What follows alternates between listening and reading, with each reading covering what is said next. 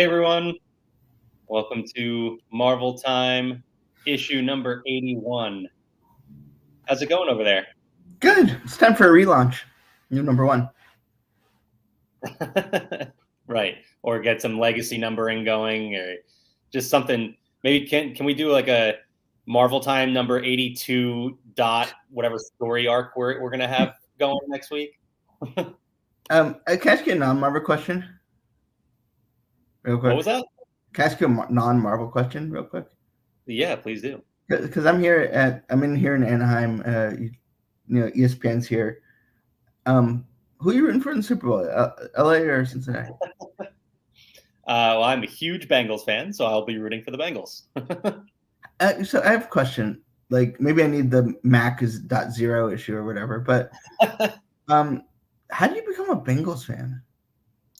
Well, I grew up in New Jersey, and my dad was a Cowboys fan, so we were already just messed up right from the beginning. I'm sure Doobie will appreciate that. But so I didn't feel a connection to the local team. So when I started watching football, I started rooting for the worst team in football to root for the underdog, and they have since turned it around a great deal. So like, I mean, it's been an up and down, but you know. Like, who do you root for in like? I don't know whether sports you follow, but like the NBA. Like I used to be like Kings or something. I used to be a big Nets fan before they left New Jersey. Now that I moved to Orlando, I've become a Magic fan, but that's not going so well. So no, not right now. It's I get the push alerts, and it's like we only lost by 12 today. Yeah, exactly. And then what about baseball? Baseball, I am a Yankee fan. We have my family is rooted for the local team there. So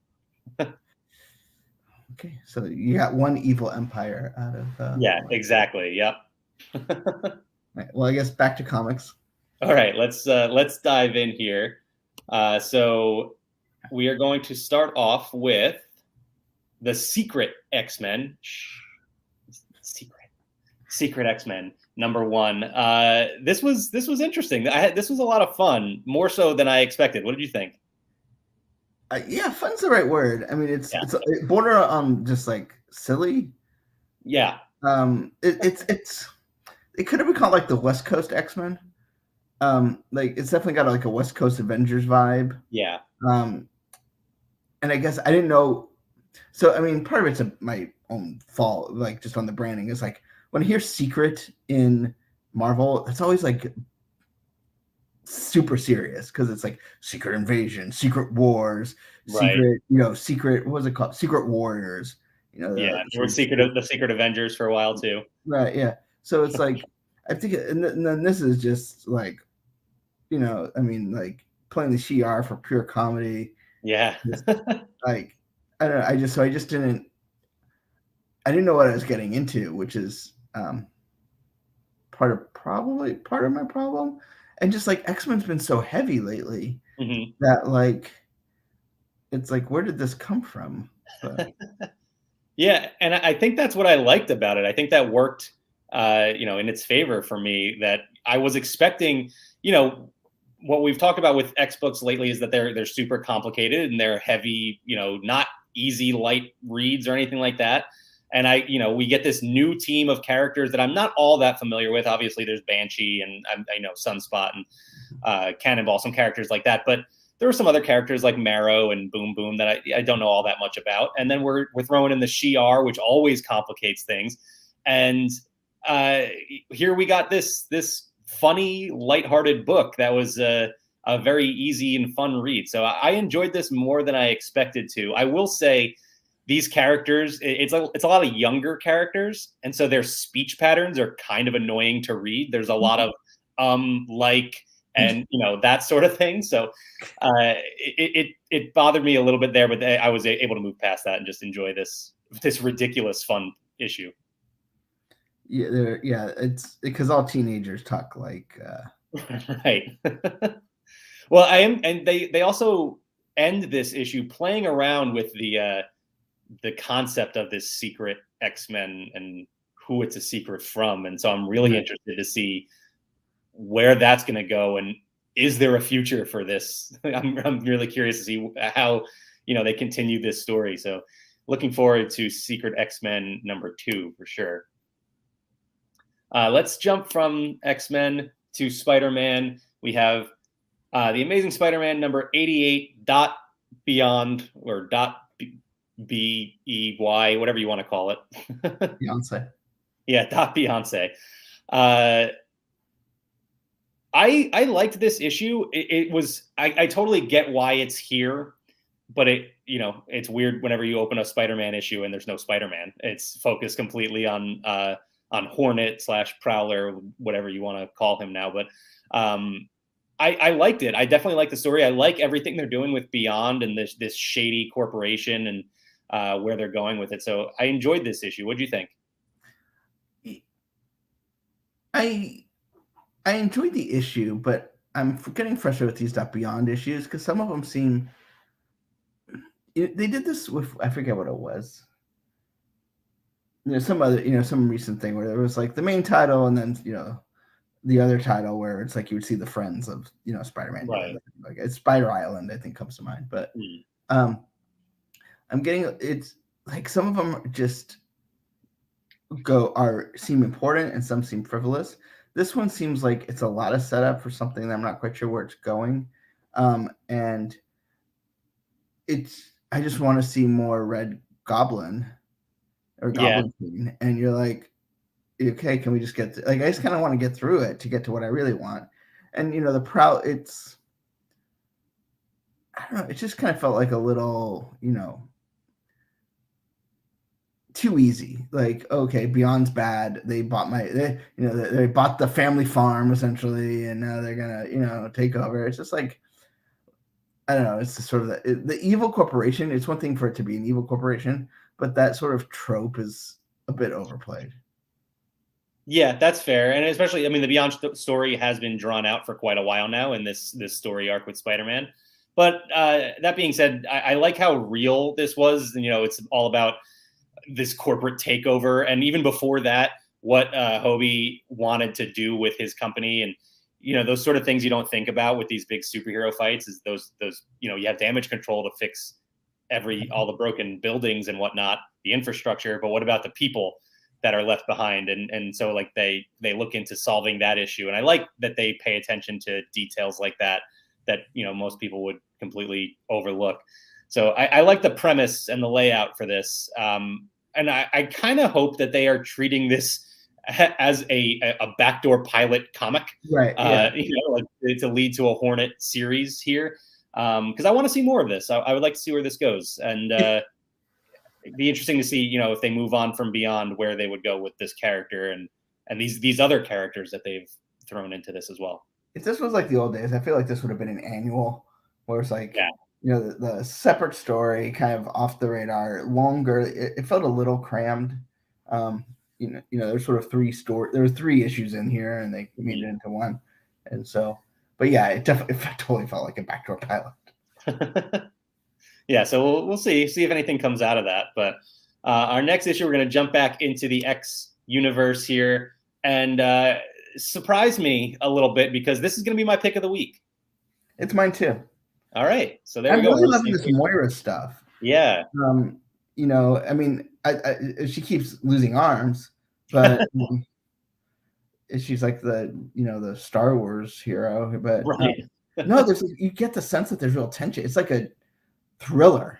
You don't know what's going on exactly, but you care for whatever reason, and it's not super complicated. It deals with comic stuff, but it's not like there's 800 characters. Like, right. I really enjoy it.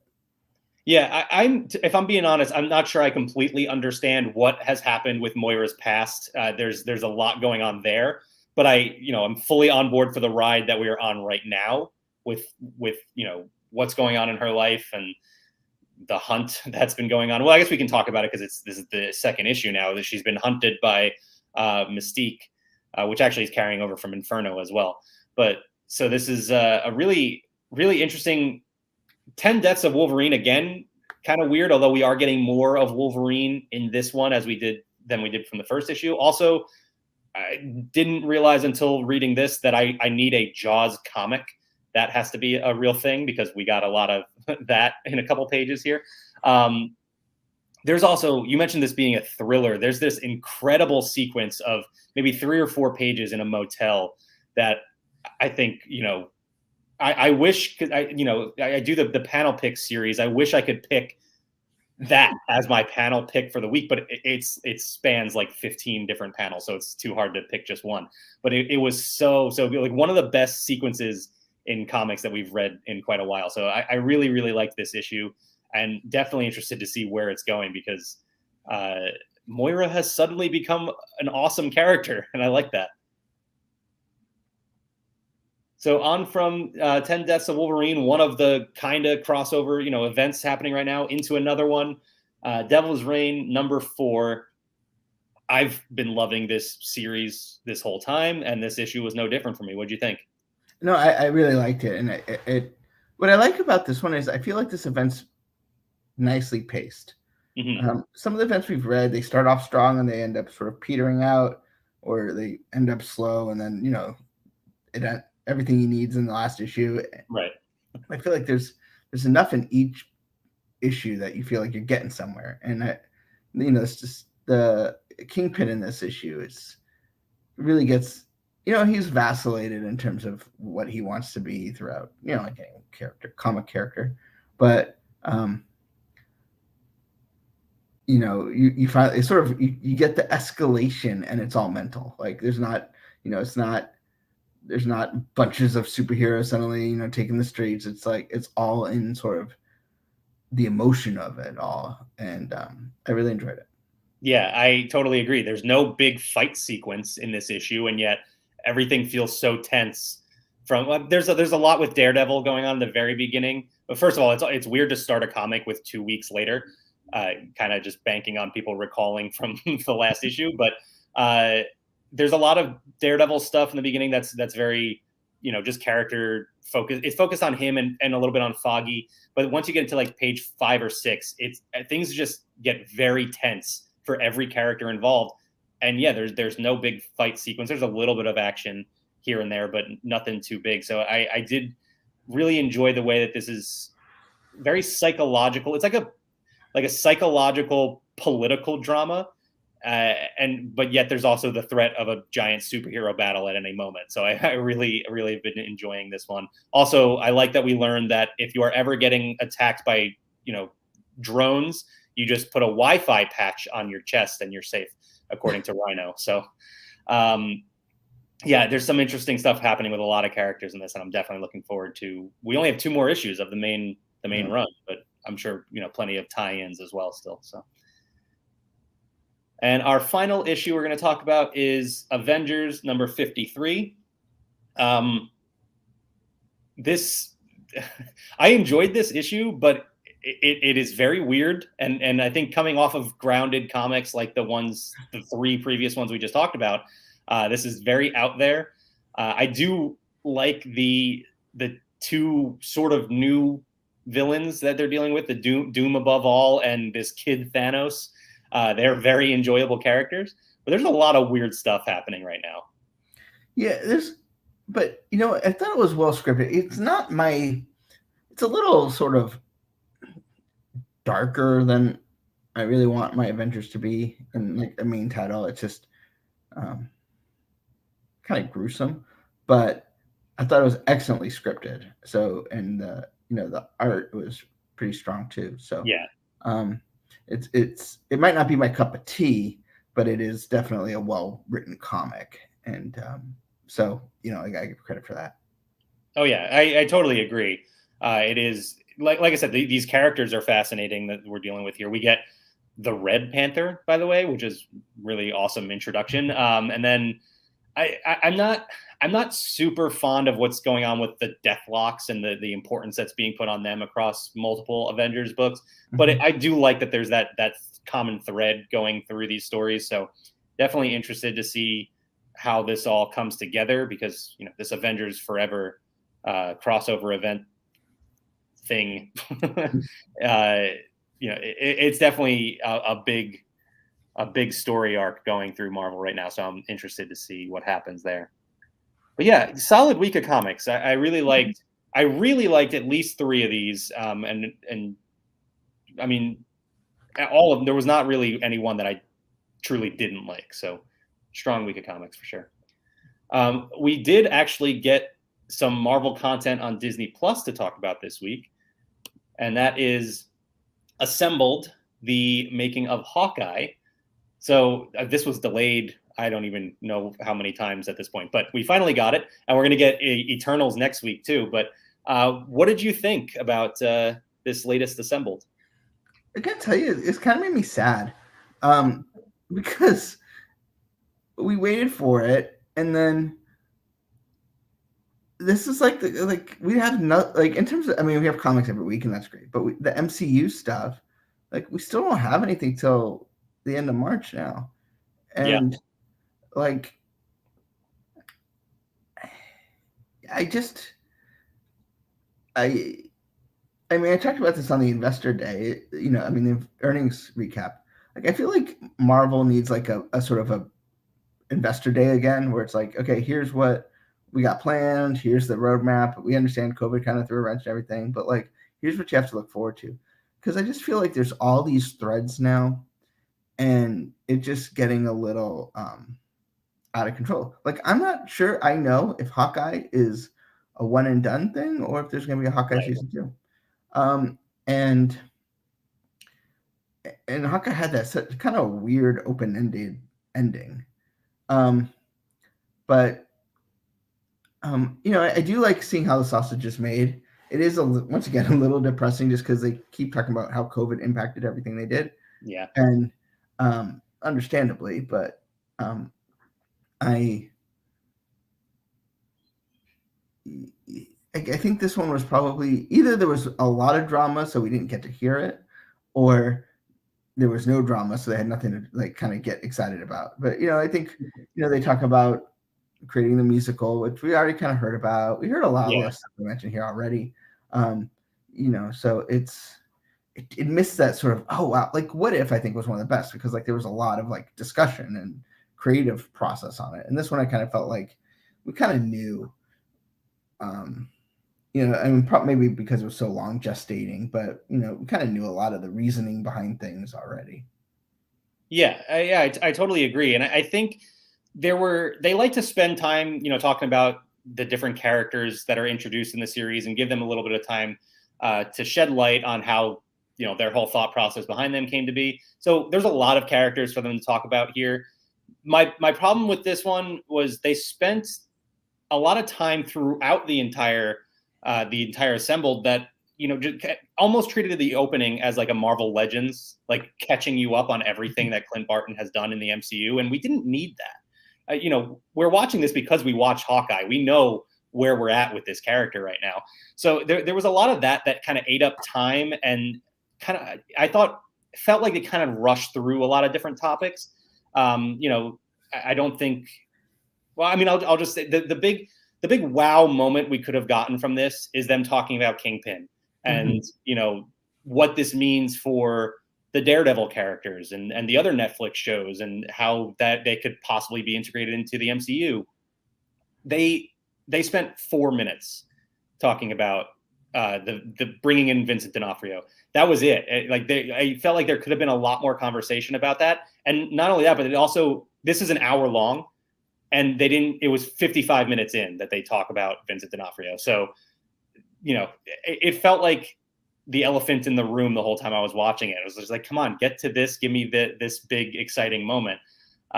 Aside from that, there were a lot of things that I did like. They talk about Haley Steinfeld, and there's this fun story that I believe Trin Tran tells about Kevin Feige calling Haley Steinfeld in and just saying, them talking about the idea of Kate Bishop, and she, Trin Tran, but was not completely in the loop as far as what Kevin Feige's plans were. But by the end of this meeting, he just offered her the role, and then they already had their Kate Bishop, and like without them even really having to think about it all that much.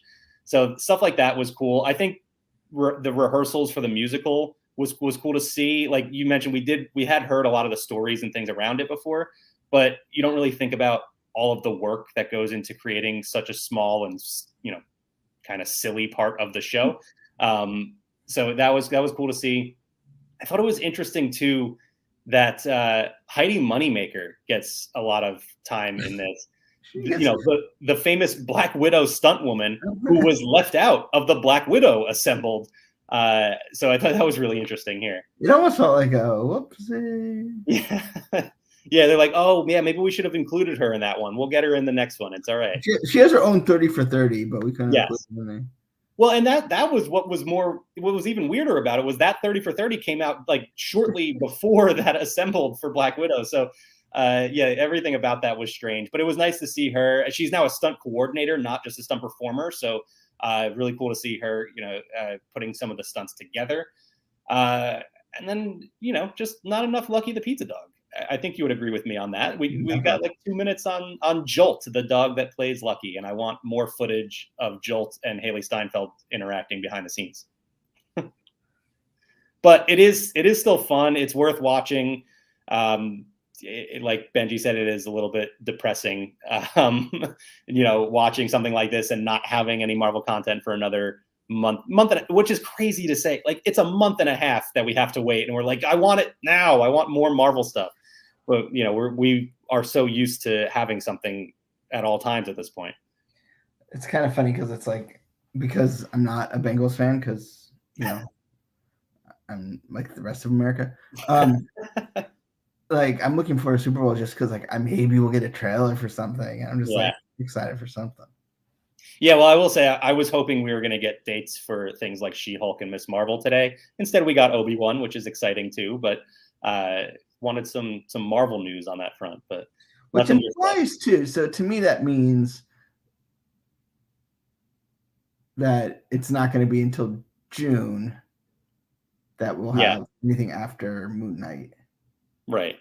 Because he mentioned She-Hulk, Ms. Marvel, and Moon Knight as like the 3 shows this year. Mm-hmm.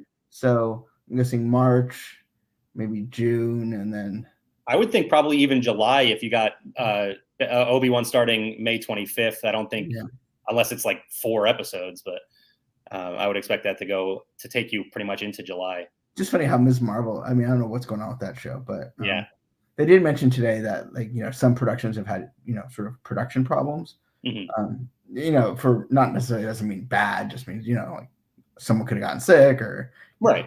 Yeah, sure. I mean, so life happens, but I thought of like, I'm assuming Ms. Marvel. Right. Well, we'll see. It's still planned that we're going to get both of those shows this year. By the time we get it, she's going to be like Matron Marvel. All right, so let's move into some news. Couple of bits of casting news before we get into. There was a whole bunch of comic announcements that we'll talk about, but first, Dakota Johnson is going to play Madam Webb in a Madam Webb movie. I can tell your feelings on this, and I'm pretty sure I feel the same way. I don't like what they did to her in the comics. Like, I don't think there's not enough. I mean, Aunt May being the sort of like notable exception. We have like the wise old ancestor kind of, people, but like there's not enough old, powerful people. And, Madam Web was just so cool because she's like in charge of this whole Spider-Verse thing, which, I mean, I'm not sure you're a huge fan of that anyway, but like whatever. And she's like 800 years old. And then they're like, oh no, like let's make her like hot and 20 in the comics. And you're like, okay, because that's what we need, another hot 20 superhero. So, and then this dancing around the SpiderMan character is just it's frustrating. It's another character that doesn't need their own movie. Like, we don't need a Morbius movie. We don't need a Madam Web movie. We don't need a Craven movie either. While I'm on that topic, but Craven movie without Spider-Man is like, I don't get it. It sounds awful. Like it sounds either like extremely unpleasant or just and. I mean, part of me is like, I want these movies to fail. Not that I want anything to fail, but it's like, I want them to stop trying this. Like, I mean, I don't need to see the, Betty Bryant solo film, or like Patsy Walker independent. Like I just don't need to see like make the if you're gonna power them up, like make them important, interesting characters, do that first, and then we can go like spin out. But like I mean the Venom stuff, it's like Venom without Spider-Man is just not as much fun as Venom with Spider-Man. Yeah, I totally agree. I'll admit too, I've never actually even really been a big fan of Madam Web as a character. I think the idea of somebody needing to control the whole I just didn't need that. But so it's not a character that needs their own movie. And then, but I will say, Dakota Johnson, I'm happy about the casting. If she had been cast as Jessica Drew, and that character was going to be in the MCU, I'd be all for it. That would be really awesome news. But Madam Web, I don't know. It's hard to get excited about. It's what they have Spider-Verse where like Spider-Man meets alternate Spider-Mans, but the whole sort of making it a cosmic destiny kind of thing. Exactly. That's my issue. Away from the sort of ground level hero, friendly neighborhood Spider-Man thing, which is what makes Spider-Man Spider-Man and not an Avenger. Not that he's not an Avenger now, but you know what I mean? It's not that's what makes that character different as opposed to every other. If you're going to do that crazy sort of cosmic stuff, that's what Doctor Strange is for. Or you can't be your friendly neighborhood Spider-Man. Right. If he's like battling across the cosmic dimension. Right.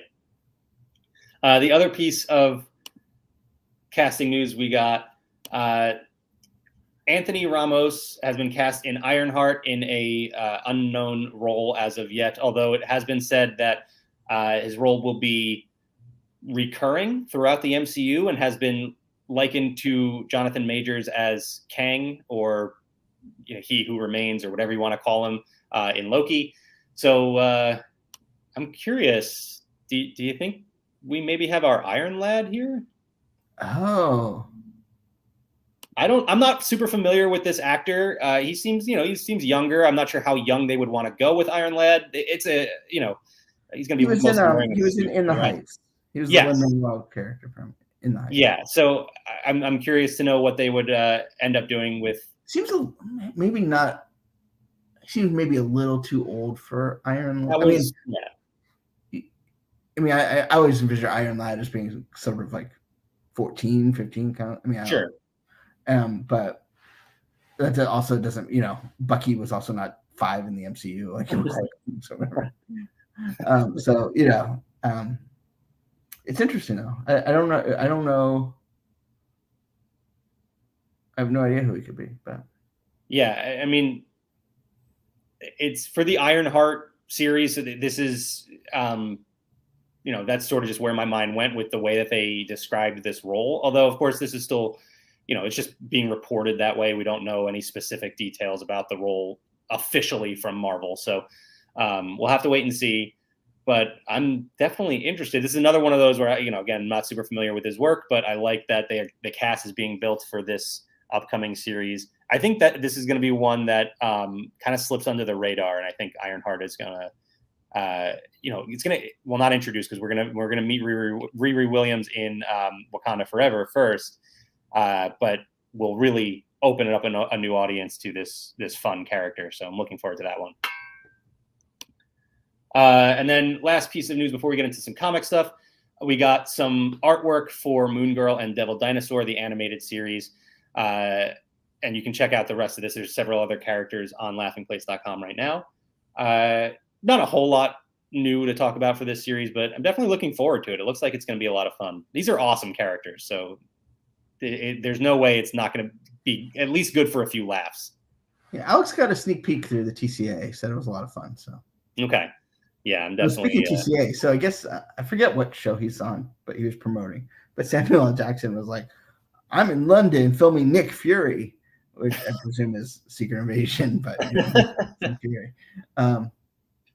But maybe it's he's filming Secret Invasion : Nick Fury #1. He's confusing his comic books and Disney David Plus. Hasselhoff's going to show up. All right, so into some comic stuff. We got Captain Carter. This is going to be coming in March. Hang on, I have the specific date, March 9th, so we're not that far off from this one. And this is going to be a 5-issue limited series. There is a trailer for the series on Laughing Place that you can check out right now as well. And this is obviously just due to the popularity of the character from What If. So cool to see comics influence series, and then the series influence the comic like that. Next, we have Hulk Grand Design, and I don't remember us ever talking about any of the other Grand Design comics on here before, but it is the acclaimed Grand Design series. So people that aren't us. I think the idea is it kind of tells the history of a character, but through one sort of story that takes away a little bit of the back and forth and style changes. But talk about a character that goes through changes. The idea is it's the biggest moments in Hulk's history through the eyes of a single visionary storyteller, which I like a lot. I like this concept. First of all, it should give you some incredible artwork, if nothing else. But the problem with a lot of Marvel comics is retcons through the years, and one writer seeing a story one way and another seeing it a completely different way. If you get this all from one storyteller, it's going to be way easier to follow. And I would like to see more of these for sure. We also have, speaking of Hulk, we have the Hulk versus Thor Banner of War. And this is going to be Banner. Yeah. See what they did there? And not only went for the whole Dr. Seuss thing too. This is coming starting April 27th and then all throughout May. So and this is coming out of the Donny Cates story that we started a while back. And it's going to be a 5-part crossover event, which should be just wildly fun. You give Donny Cates control of Hulk and Thor and have them fight in space. I mean, it's just going to be ridiculous. So that's going to be a fun one for sure. It's really because Donny Cates always does that sort of low key vibe to him, but whatever. Right, exactly. We also have Savage Avengers, and this one is coming May 4th, which, by the way, May 4th is a date you're going to hear a lot of. There's a lot of comics already set for that date. Brand new lineup of Savage Avengers here. Joining Conan, we're going to have Daredevil, but Elektra. Anti-Venom, with the return of Flash Thompson after King in Black. Black Knight, Cloak and Dagger, and Weapon H. So just a chaotic team that they are throwing together here. Also, obviously, Deathlock, as you can see on the cover, will be involved as well. So who's the guy in front? Conan. Oh, you say Conan? Okay. Yeah. He's sort of the common thread of Savage Avengers these days. I don't know. Yeah, which I never quite. I missed that. Whatever. We talked about, I think, the first 2 issues of this most recent Savage Avengers. Now they're restarting with a new lineup, but no title has been relaunched, I swear, more per capita per year than Savage Avengers. I mean, I think it came out of I think the 50 state initiative at one point, and it's like right. As we go, I swear every year there's a new Savage Avengers #1.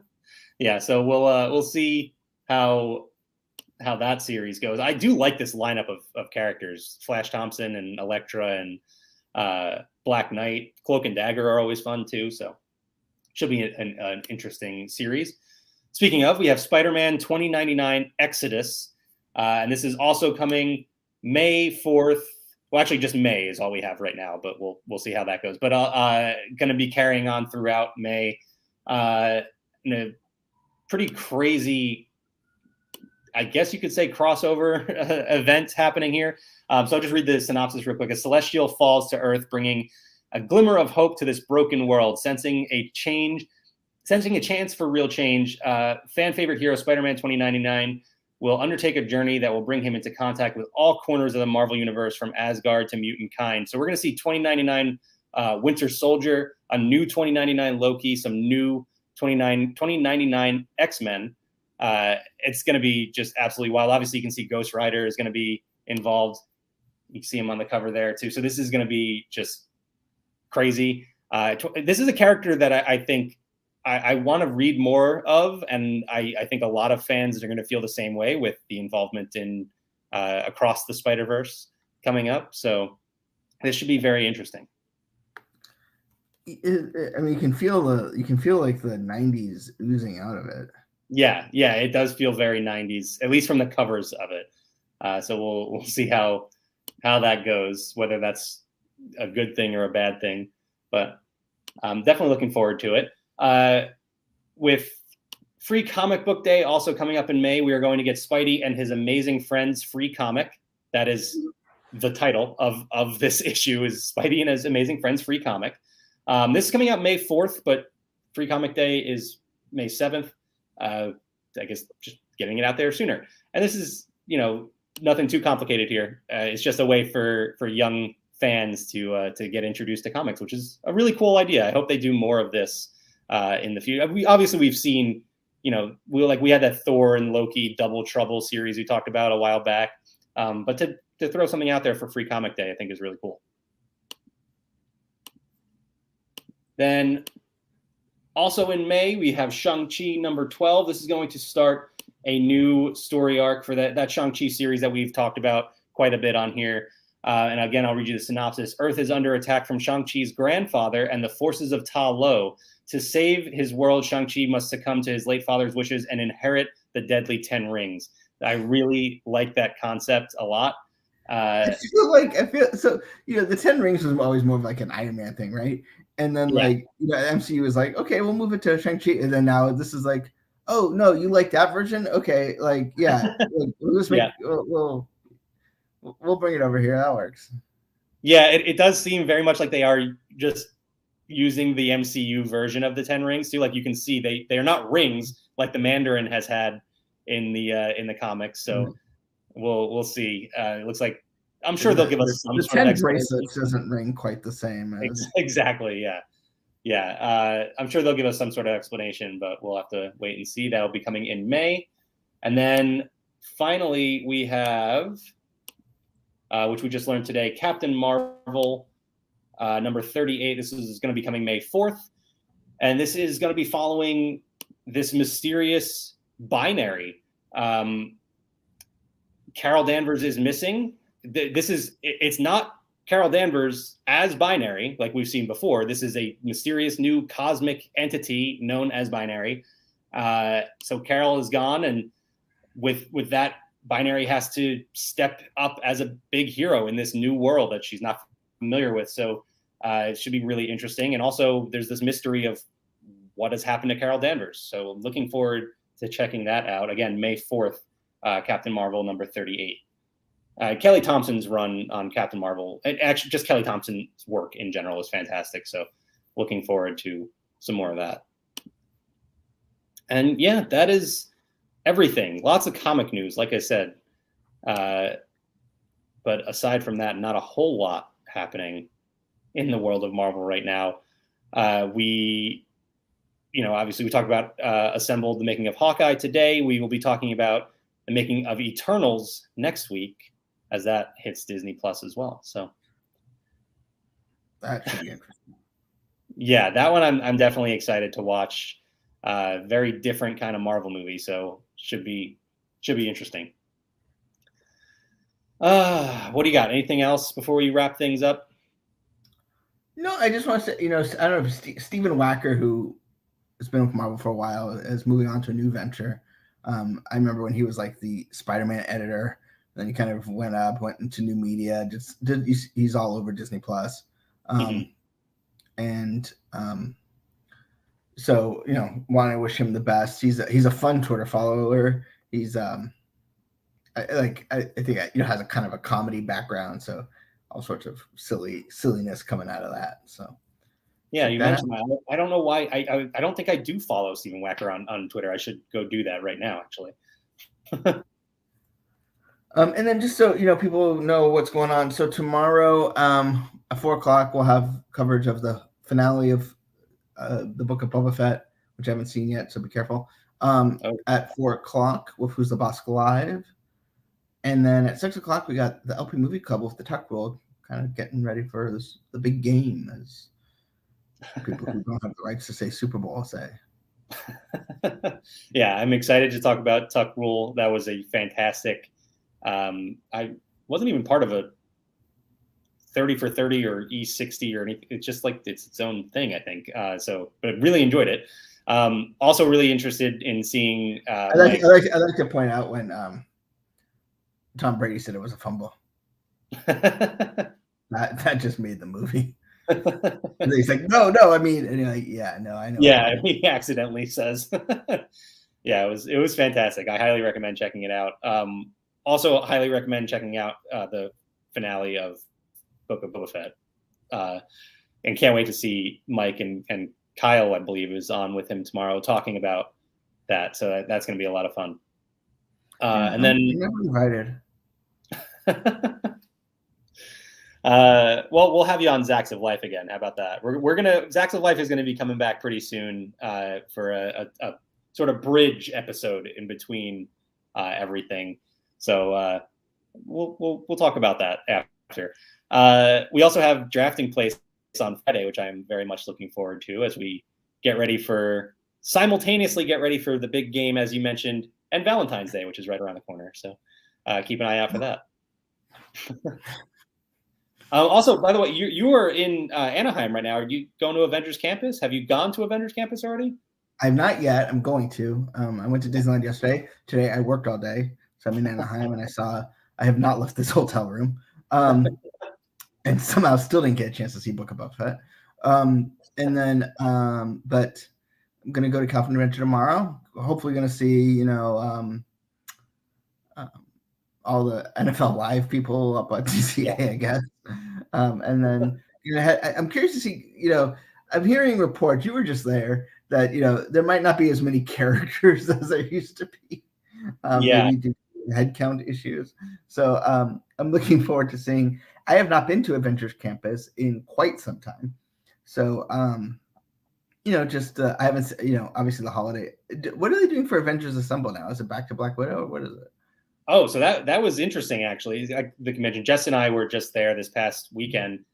We watched the first two Avengers Assemble of the day, and it was just Black Widow.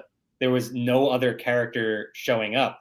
And they even delivered the line as if Captain America was going to show up, and they played the Captain America music, and nobody else showed up. It was just her the entire time. And they did that for 2 shows, and then they canceled the next 3, and then did one more at the end of the day, which we didn't get to see.